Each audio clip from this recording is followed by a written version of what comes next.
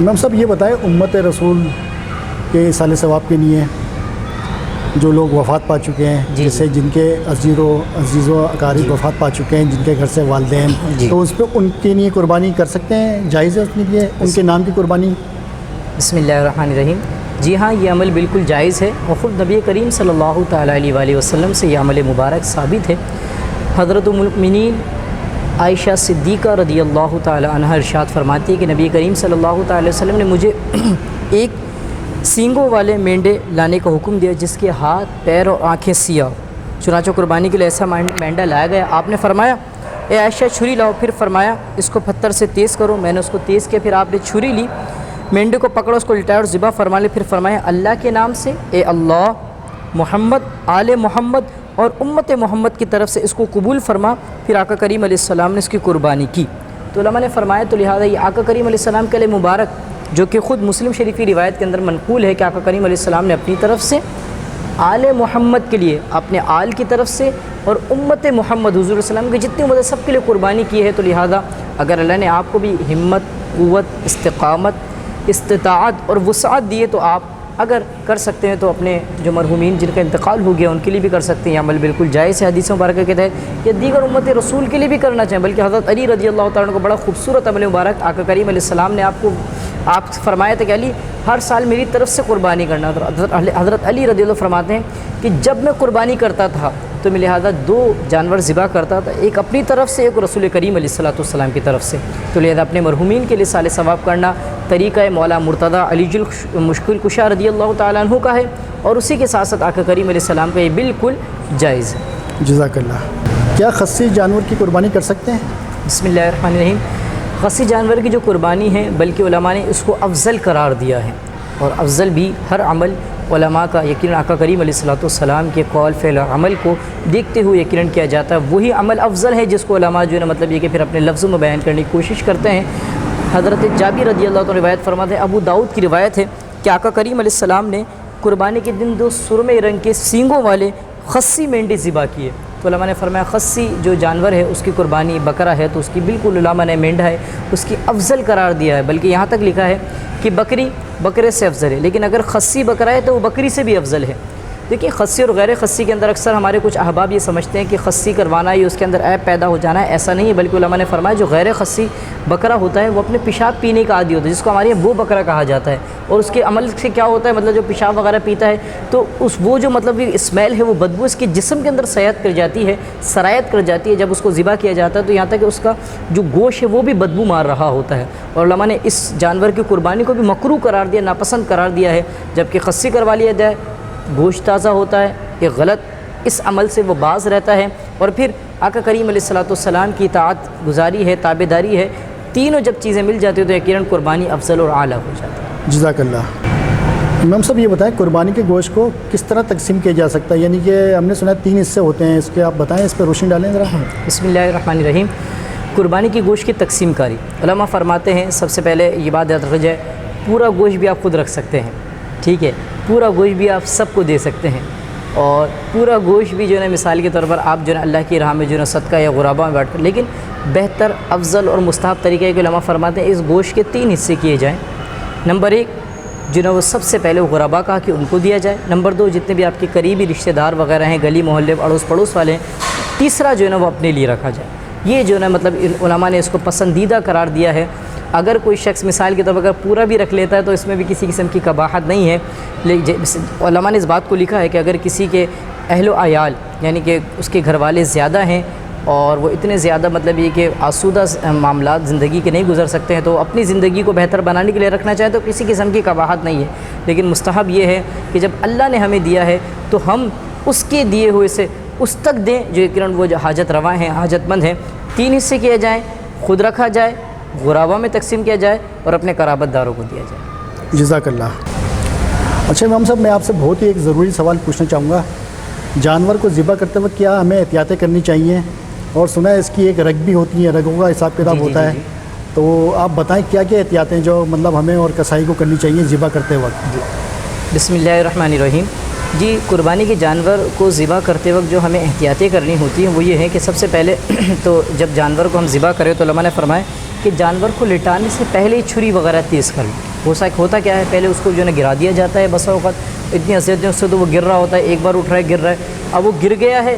اس کو سیدھا وغیرہ کر لیا ہے، قبلے کی جانب اس کا رخ کر دیا الغرض اپنے لفظوں کے اندر، تو اب اس کو جو ہے چھری وہ تیز نہیں ہوئی ہوتی ہے، تو لہٰذا چھری وغیرہ اچھے طریقے سے تیز ہو جائے۔ علماء نے فرمائے ایک جانور کو دوسرے جانور کے سامنے ذبح نہ کریں، یہاں تک لکھو۔ اسی کے ساتھ ساتھ قربانی کرنے سے پہلے جانور کو جو ہمارے یہاں اکثر طریقہ ہوتا ہے چارہ پانی وغیرہ دیا جائے، بھوکا پیاسا اس کو ذبح نہ کرے۔ اسی کے ساتھ ساتھ جانور کو بائیں پہلو پر لیٹائیں، یعنی کہ کیا بائیں مطلب الٹے پہلو پر لیٹائیں، اس طرح لٹائیں کہ اس کا چہرہ جو ہے نا وہ قبلے کی طرف ہونا چاہیے۔ اور ذبح سے پہلے جو ہے نا وہ آپ دعا وغیرہ وہ بھی آپ لے لیں۔ اکثر لوگ جو ہے نا بڑے پریشان ہو کے ڈھونڈ رہے ہوتے ہیں، بھائی وہ قاری صاحب کو بلا لیں، حافظ صاحب کو بلا لیں، وہ دعا کہاں ہے، وہ پرچہ کہاں ہے۔ تو آپ پہلے ہی جب ان چیزوں کا اہتمام کر لیں گے، جیسے مثال کے طور پر آپ اس کو ایسے سمجھیں، آپ بھی بخوبی جانتے ہیں، ہمیں یہ تو پتہ ہوتا ہے کہ جب جانور ذبح ہوگا تو کیا مسئلہ آئے گا، کلیجی کیسے بنے گی، اس کے گوشت کو کیسا بنا، یہ سب آ چکا ہوتا ہے، لیکن یہ چیزیں پھر ہم کیوں بھول جاتے ہیں کہ جنہیں مثال کے طور پر چھری بھی تیز کرنا آپ بھول گئے ہو، یہ ذمہ داری لگا دی جائے احباب کی، یا پھر خود انسان جو ہے اپنے اس کو جو ہے اس کو علماء فرماتے ہیں کہ مطلب اس سے قبل ہی ایک رات مطلب اس جانور سے صبح سے پہلے ہی سارے معاملہ دیکھنا یہ ہے پراپر، چلیں بھائی اب جو ہے مطلب یہ ہم اس فریضے کو ادا کرتے ہیں۔ جزاک اللہ خیر۔ امام صاحب جب ہم جانور ذبح کرتے ہیں تو اس کی ماشاءاللہ سے بہت مشہور دعا بھی ہے، جی اب ہمیں وہ بھی بتا دیں، اور جب اینڈ ٹائم پہ جو چھری پھیری جاتی تھی اس ٹائم جو بسم اللہ اللہ اکبر بولتے ہیں وہ بھی آپ ذرا بتائیں ہمارے ناظرین کو۔ بسم اللہ الرحمن الرحیم۔ جب جانور کو ذبح کیا جائے تو صبح سے پہلے جو دعا ہے اکثر آپ کو کتابوں میں مل جائے گی، عید قربہ کے اندر آپ کو مل جائے گی، یا پھر مثال کے طور پر آپ ابلغ گھڑ سوار ایک رسالہ ہے اس کے اندر آپ کو وہ دعا مل جائے گی، اب باقاعدہ جو ہے نا مطلب باقاعدہ اور عاد و وظائف کے اندر دعا مل جائے گی، بہت ساری چیزیں ہیں۔ دعا کیا ہے؟ بسم اللہ الرحمن الرحیم، انی وجہت وجہی للذی فطر السماوات والارض حنیفا وما انا من المشرکین قل ان صلاتی ونسکی ومحیای ومماتی للہ رب العالمین لا شریک لہ وبذالک امرت وانا اول المسلمین۔ پھر اس کے بعد جب یہ آپ دعا پڑھ لیں اور ذہن میں رکھ لیں کہ کن کن کی طرف سے قربانی کا جو ہے فریضہ ادا کیا جا رہا ہے ان کو ذہن میں رکھ لیں، بس ضروری نہیں اکثر لوگ پرچے بھی لے کر بھائی یہ بھی پڑھیں، اس کی بھی حاجت نہیں ہے، آپ کو ذہن میں رکھ لیا بھائی مثال کے طور پر 7 بندے عبداللہ بھائی، نعمان بھائی، احمد بھائی، فرقان بھائی، ان کی طرف سے یہ جو ہے کیا جا رہا ہے وہ ذہن میں رکھ لیے، دعا پڑھ لیا آپ نے، اس کے بعد بسم اللہ اللہ اکبر۔ سب سے پہلے علماء نے بلکہ یہ بات بڑی خوبصورت علماء نے لکھوائی کہ جو آقا کریم علیہ الصلوۃ والسلام کا عمل مبارک فتح عالمگیری میں ہے کہ اچھے طریقے ذبح کرنے جانتے ہوں۔ حضرت انس فرماتے ہیں رسول اللہ صلی اللہ علیہ وسلم 2 چتکبرے دمبوں کی قربانی کی، پس میں نے دیکھا ان کے قدم مبارک ان کے پہلو پر رکھا، پھر بسم اللہ اللہ اکبر، جس کو ہمارے یہاں تکبیری بھی کہا جاتا ہے، بسم اللہ اللہ اکبر کہتے ہیں آپ نے جو ہے نا وہ اس کی گردن پر جو ہے نا چھری چلا دینی ہے۔ اچھا یہ بھی یاد رکھیں چھری چلاتے وقت 4 رگیں، یہ 4 رگیں ہوتی ہے جانور کی، ایک وہ رگ ہوتی ہے کہ جس کے ذریعے سانس وغیرہ آتی جاتی ہے، ایک وہ رگ ہوتی ہے جس کے ذریعے کھانا پانی اترتا ہے، ایک وہ رگ ہوتی ہے 2 جسے رگ لے لیں آپ جو ہے نا وہ خون کی رگیں ہوتی ہیں،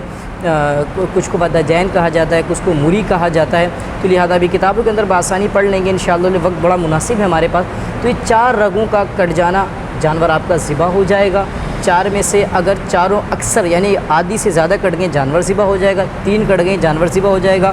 2 کٹ گئے 2 رہ گئے تو پھر اس کے اندر جو ہے نا مطلب یہ تھوڑے احتیاط کیجیے، تو اچھے طریقے سے جو ذابح ہے ذبح کرنے والا ہے وہ اس کو جانتا ہو تو پھر اسی سے جو ہے نا آپ وہ ذبح کروائیں۔ اور اسی کے ساتھ ساتھ یہ بھی یاد رکھ لیا جائے، مثال کے طور پر اگر آپ کسائی سے ذبح کروا رہے ہیں وہ بولتا ہے بھائی پہلے آپ ذبح کرتے پھر میں آ جاؤں گا،